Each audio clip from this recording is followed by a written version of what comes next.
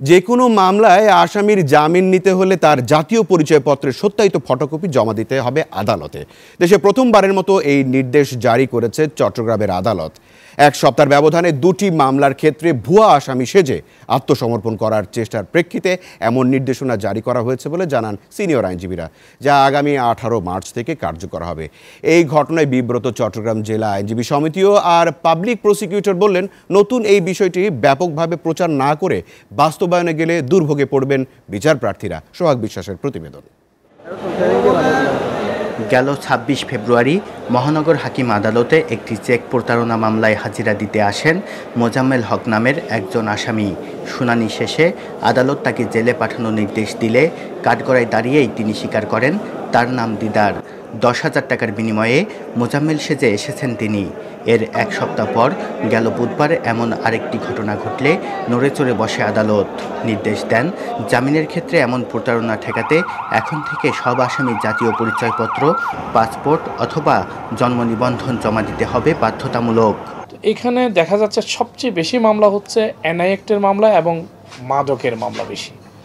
এসব মামলায় দেখা যাচ্ছে অনেক সময় আসামি নিজে না এসে ফলস ব্যক্তিকে দিয়ে সে জামিন নিয়ে নিচ্ছে, সারেন্ডার করাচ্ছে। এরকম বেশ কয়েকটি ঘটনা ধরা পড়েছে। বিচার প্রার্থীদের অধিকাংশই কোনো না কোনো আইনজীবীর মাধ্যমেই তার মামলা পরিচালনা করেন। তাই এমন চাঞ্চল্যকর ঘটনার সঙ্গে আইনজীবীদের কেউ কেউ জড়িত থাকতে পারে এমন সন্দেহে অনুসন্ধান শুরু করেছে আইনজীবী সমিতি।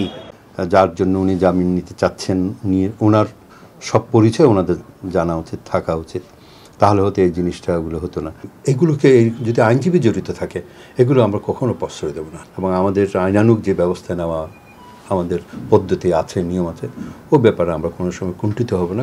আর জেলা পিপি বললেন, যেহেতু বিষয়টি একেবারেই নতুন আর আইনে এর বাধ্যবাধকতা না থাকায় এই আদেশ বাস্তবায়নের আগে ব্যাপক প্রচার না করলে দুর্ভোগে পড়বেন বিচার প্রার্থীরা। আমাদের দণ্ডবিধি যেগুলো নিয়ে আমাদের এখন ফৌজদারি বিচার ব্যবস্থা, সেখানে তো এই ধরনের কোনো বাধ্যবাধকতা নাই। কোর্ট বিল্ডিং অন্ততপক্ষে প্রত্যেক কোর্টে এটা সার্কুলার করে ফটোস্টেট কপি করে লাগিয়ে দেওয়া হয়েছে। ভুয়া মামলায় নির্দোষ ব্যক্তির কারাবাস, নাম বা চেহারায় মিল থাকায় আইনশৃঙ্খলা বাহিনী ও সংশ্লিষ্টদের গাফিলতিতে ভুল আসামি সাজা ভোগের অনেক নজির আছে। এই বাস্তবতায় বিচারালয়ে জাতীয় পরিচয়পত্রের প্রচলন আশার আলো জাগালেও হঠাৎ বাস্তবায়নের সিদ্ধান্তে হিতে বিপরীত হওয়ার আশঙ্কাও করছেন কেউ কেউ। সোহাগ বিশ্বাস, এসএ টিভি, চট্টগ্রাম।